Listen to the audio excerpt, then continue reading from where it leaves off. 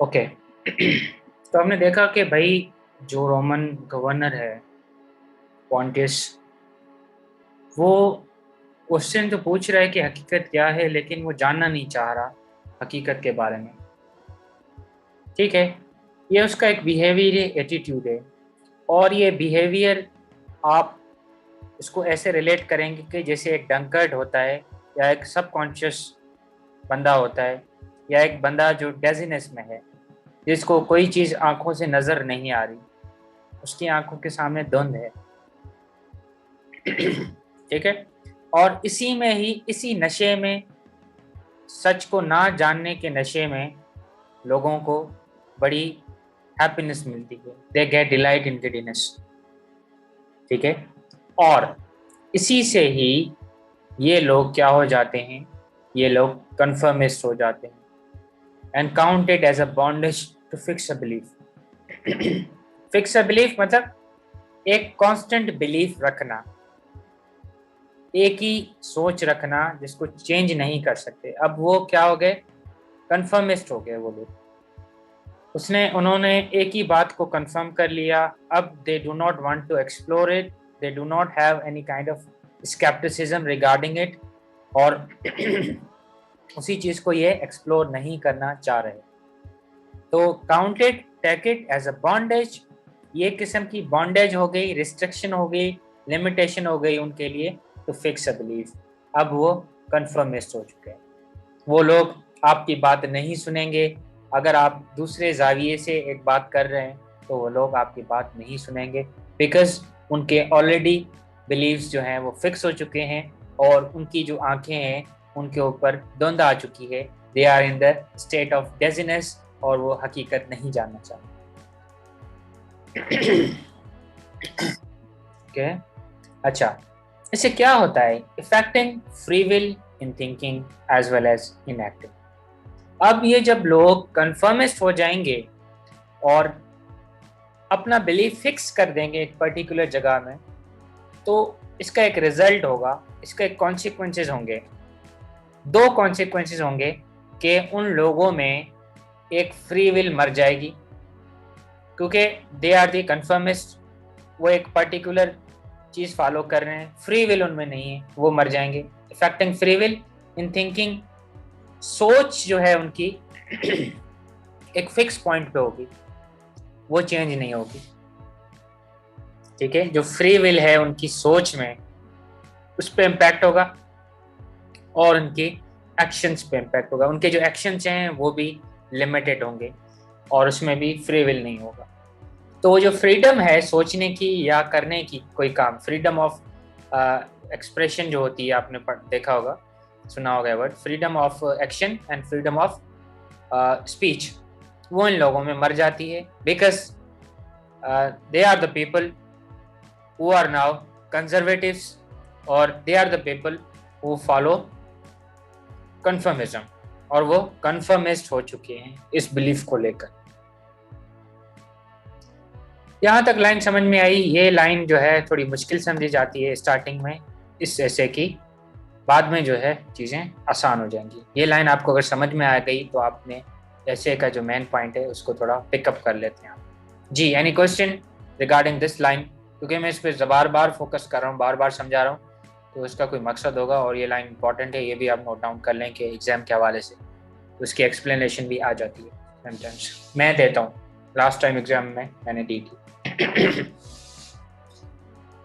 Okay, I think कोई question नहीं है। That's good, fine. जी, अगर है तो यू कैन आस्क।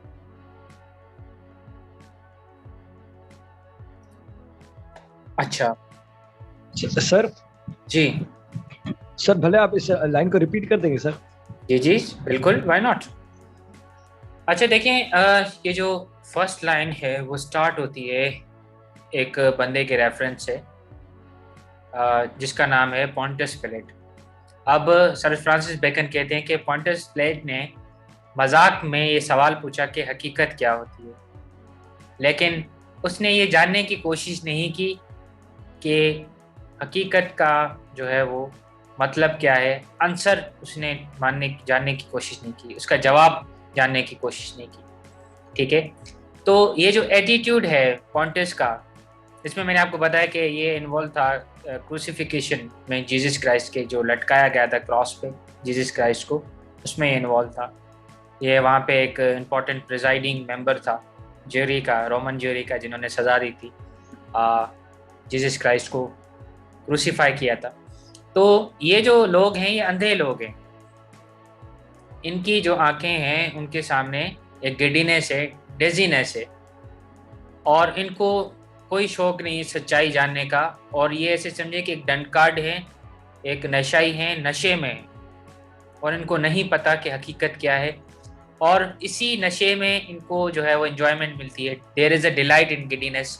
इनको जो है बड़ी उसमें खुशी मिलती है, हैप्पीनेस मिलती है। और इसी गिडीनेस की वजह से क्या होता है कि ये कन्फर्मिस्ट हो जाते हैं, इनकी जो सोच है एक पर्टिकुलर पॉइंट पे फिक्स हो जाती है, ये कन्फर्मिस्ट हो जाते हैं। और इससे इसका रिजल्ट ये होता है कि इनमें जो फ्री थिंकिंग है वो मर जाती है। ये फ्रीली कोई भी एक्शन नहीं कर सकते, कोई भी थिंकिंग नहीं कर सकते, बिकॉज इन्होंने एक पर्टिकुलर आइडियोलॉजी को कंफर्म कर लिया है। और अब ये पूरी ज़िंदगी जो है उस रटी रटाई बात पे गुजारेंगे, और कोई कोशिश नहीं करेंगे कि उस चीज़ को चेंज किया जाए, इसके बिलीफ को, या उसमें कोई हकीकत या जो सच्चाई है उसको जाना चाहिए। ठीक है, अब बात समझ में आई? Yes sir, thank you sir, समझ में आ गया। वो philosophers, sects of philosophers of that kind be gone। अब ये बता रहे हैं कि वो फिलोसोफर जो जिनमें बड़ी क्यूरियोसिटी होती थी सच्चाई को जानने की, हकीकत को जानने की, वो जो है अब नहीं रहे। I think he is talking about Greeks here, के जो ग्रीक फिलोसोफर्स थे शुरू में, सेक्ट्स ऑफ फिलोसोफर्स, मतलब उस पर्टिकुलर क्लास के फिलोसोफर्स। अब यहाँ पे ये जो सेक्ट वर्ड है एक ग्रुप या कम्युनिटी बताता है कि वो ग्रुप जो फिलोसोफर्स का पहले था वो अब नहीं रहे। वो ग्रुप क्या था? वो ग्रुप फिलोसोफर्स का जो ट्रुथ को जानना चाह रहा था, शुरू से उनकी इंक्वायरी होती थी और उनकी जस्तजू होती थी, एक डिवोशन होती थी, एक किस्म की क्यूरियोसिटी होती थी ट्रुथ को जानने की, हकीकत को जानने की। अब वो जो क्लास ऑफ फिलोसोफर्स है अब नहीं रही, क्योंकि वो मर चुके हैं, मर खप चुके हैं, अब तो नहीं है। ठीक है, then he says yet there remain certain discoursing which are of same vents। बता रहे कि हाँ, अभी तक ऐसे लोग हैं हमारे पास, फिलोसोफर्स हैं, डिस्कोर्सिंग विट्स, वही के वो लोग जो विजडम को स्टडी करें, फिलोसफी। डिस्कोर्सिंग विट्स क्या? Discourse means study, wits means wisdom. Wisdom को जब स्टडी करते हैं वो फिलोसफी होती है। करेंगे हाँ, अब भी हमारे पास ऐसे फिलोसोफर्स हैं जिनकी जो टॉपिक्स हैं वो सेम ही है, सेम वेन्स, मतलब सेम जो है वो थीम्स को जानना चाह रहे हैं, एक्सप्लोर करना चाह रहे हैं। अब वो क्या है? ट्रुथ, हकीकत को जानना चाह रहे हैं, which are of the same veins. और उनकी जो एक स्ट्रगल है जानने की, या थिंकिंग है, सोच है, या इंक्वायरी है, वही सेम चलते जा रही है। Though there be not so much blood in them as was in those of ancients, पर वो सेम जस्तजू में हैं हकीकत को जानने की, बट उनमें उनकी जो रगें हैं उनमें इतना खून नहीं है जो एंशिएंट्स में था या जो ग्रीक में था। तो ये कहना यहाँ पे ये बात चाह रहे हैं कि जो पहले के फिलोसोफर्स थे वो बहुत ज़्यादा उनमें क्यूरियोसिटी थी और उनमें ज़्यादा विजडम थी, और उनकी जो स्ट्रगल थी वो बहुत ज़्यादा होती थी, चीज़ों को जानना, यूनिवर्स को जानना, हकीकत को जानना। अब भी हमारे पास ये कहता है कि फिलोसोफर्स हैं, पर उनमें इतनी स्ट्रेंथ नहीं है, पोटेंशियल नहीं है जो एंशिएंट्स में थी, इंक्वायरी में और जो है चीज़ों को जानने में या क्यूरियोसिटी में। ठीक है, बात समझ में आ गई? ये लाइन आ गई समझ में? Yes sir. जी, अब इसमें आप Yes, जो है और फर्दर एक्सप्लेन कर सकते हैं अपनी कॉमन सेंस से। तो ये लाइन आपको क्लियर है और इसमें और कोई ऐसी चीज़ नहीं है। ओके, मुश्किल है। देखिए ये टेक्स्ट है ना, इसको थोड़ा समझना, तो ये मैं आसान नहीं है टेक्स्ट समझना, तो थोड़ा इस पर ध्यान दें। और इनिशियल है, मिड्स में बहुत मोस्ट इम्पॉर्टेंट होते हैं ये वर्ड्स, में लाइन्स वगैरह आ जाती हैं आपकी, तो उसको ध्यान दें थोड़ा सा। But it is not only the difficult and labour which man take in finding out the truth. बोलते हैं कि ये जो है सिर्फ इसमें दुश्वारी नहीं होती आपको कि आप जो है वो हकीकत को फाइंड आउट करें। ये ज़रूर एक दुश्वारी है कि एक डिफ़िकल्टी होती है आपको हकीकत जानने में। तो ये कहते हैं कि ये भी एक किस्म का मुश्किल काम है हकीकत को फाइंड आउट करना। लेबर मतलब उसमें मेहनत लगती है ज़्यादा। विच मैन टैक मतलब humanity take in finding out the truth, तो उसमें बड़ी मेहनत लगती है, ये तो हकीकत है। पर यही एक डिफ़िकल्ट काम नहीं।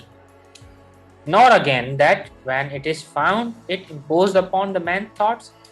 ये भी जो है डिफ़िकल्टी है, पर ये सिर्फ यही डिफ़िकल्टी नहीं, इसके अलावा एक और डिफ़िकल्टी है। तो ये डिफ़िकल्टी क्या है? पहले ये कि जब आपको हकीकत मिल जाए, आपको ट्रुथ के बारे में पता चल जाए, तो आप लोगों को कैसे जो है वो अवेयरनेस फैलाओगे उस ट्रुथ के बारे में, और लोगों की जो सोच है उसको कैसे चेंज करोगे। ये एक चैलेंज नंबर 2 है।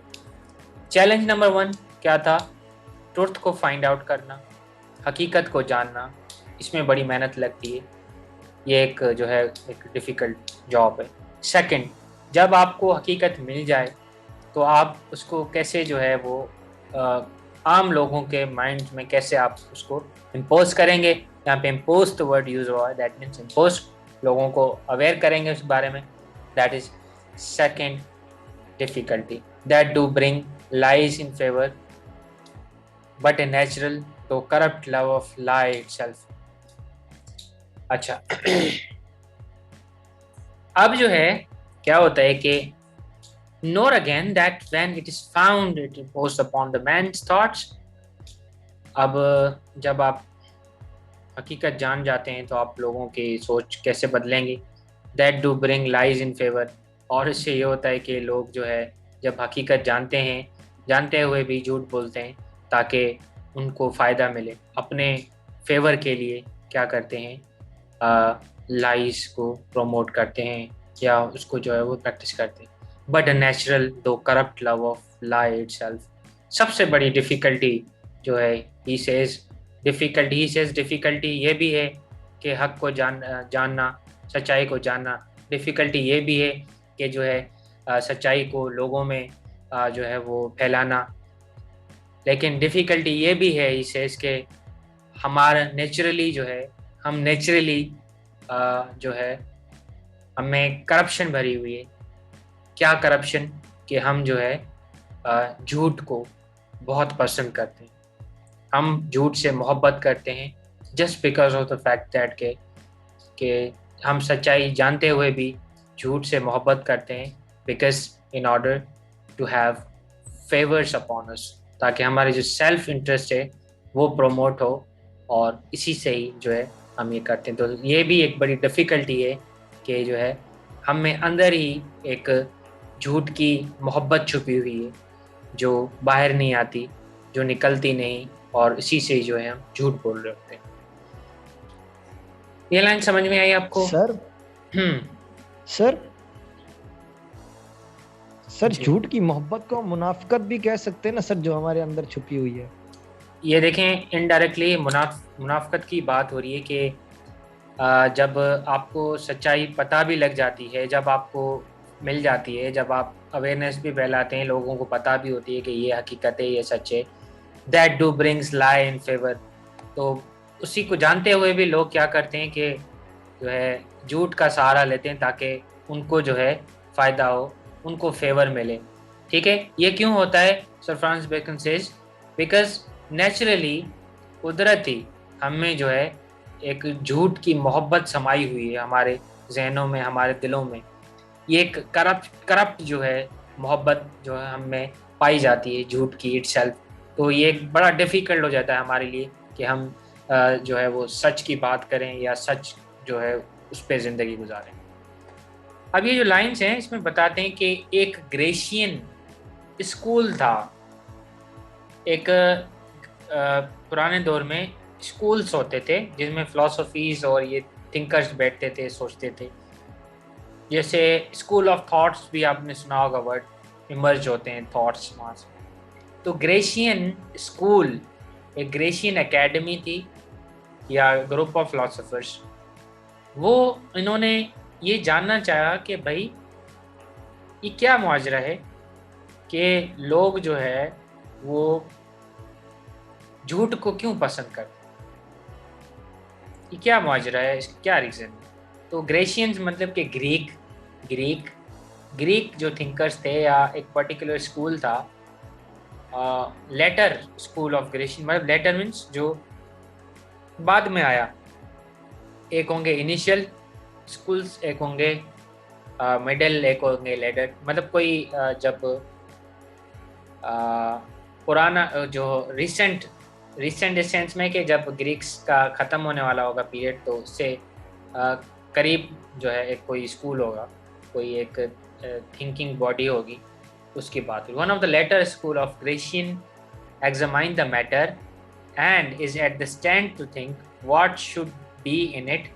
और वो जो है उन्होंने ये मैटर एग्जामाइन किया और एक कंक्लूजन पे आए, is at the stand to think that what should be in it, that men should love lies where neither they make for pleasure as with poets nor for advantage as with merchant but for the lie's sake।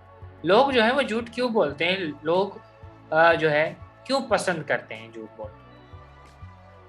जैसे एक poet है, एक शायर जो होता है, वो ये माना जाता है कि वो झूठ बोलता है अपनी पोइट्री में, हाईली एलिवेटेड लैंग्वेज यूज करता है या imagination to bring pleasure.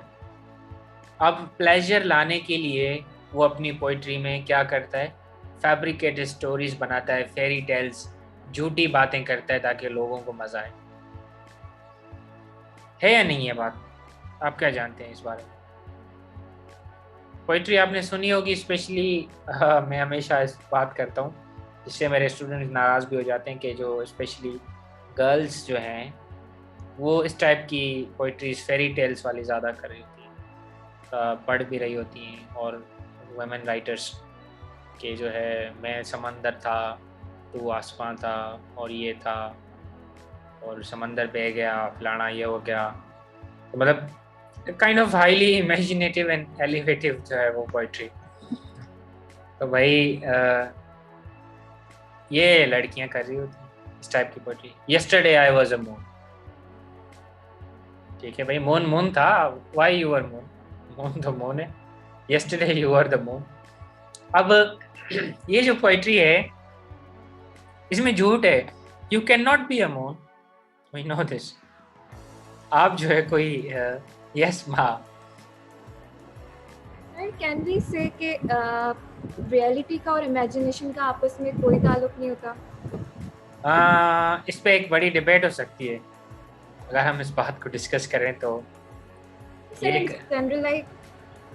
General मैं इस पे ये कमेंट करूँगा कि जो इमेजिनेशन है वो आपकी रियलिटी से कंटेररी समझी जाती है, बिकॉज उसमें हम ऐसी चीज़ें इंक्लूड करते हैं जो ह्यूमन परसेप्शन या माइंड है वो एक्सेप्ट नहीं करता। जैसे मैंने एग्जांपल दिया है कि yesterday I was a moon, अब ये इमेजिनेशन है कि शायरा ने जो है वो मून को देखा और उन्होंने इमेजिन किया कि मैं जो है वो कल कोई मून थी, तो ये एक झूठ है। That is not a reality, that is an imagination.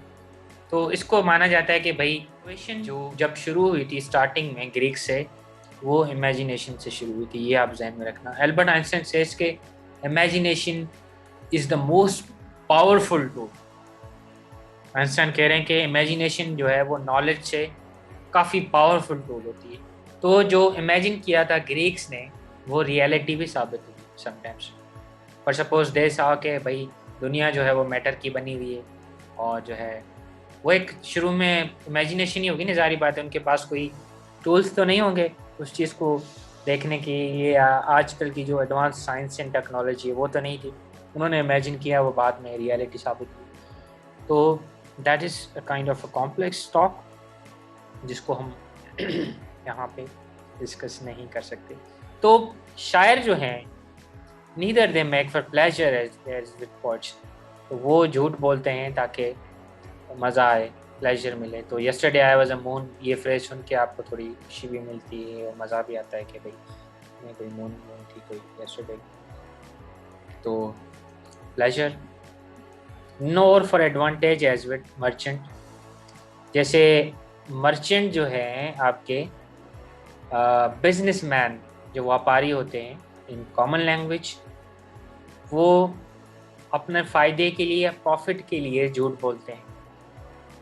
ठीक है, तो ये कहते हैं कि भाई लोग झूठ क्यों बोलते हैं, वो इसलिए नहीं कि जैसे पोइट प्लेजर हासिल करने के लिए या एक मर्चेंट है वो प्रॉफिट हासिल करने के लिए, बट फॉर द लाइफ से झूठ झूठ बोलने के खातिर झूठ बोलते हैं लोग। झूठ झूठ बोलता है, जैसे कि झूठ जो है, लोग झूठ बोलते हैं झूठ की खातिर, झूठ बोलने के लिए लोग झूठ बोलते हैं, that's all.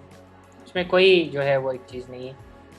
Then once again this रीइंफोर्सेस के लोगों को जो नेचुरल लव है झूठ का, वो उनके बिहेवियर या एटीट्यूड में आ जाते हैं। तो लोग झूठ बोलने की खातिर झूठ बोलते हैं, not for all the things, not for all the secondary things, जैसे कोई एक पोइट के लिए प्लेजर हो या एक मर्चेंट के लिए प्रॉफिट हो। समझ रहे हैं बात आप?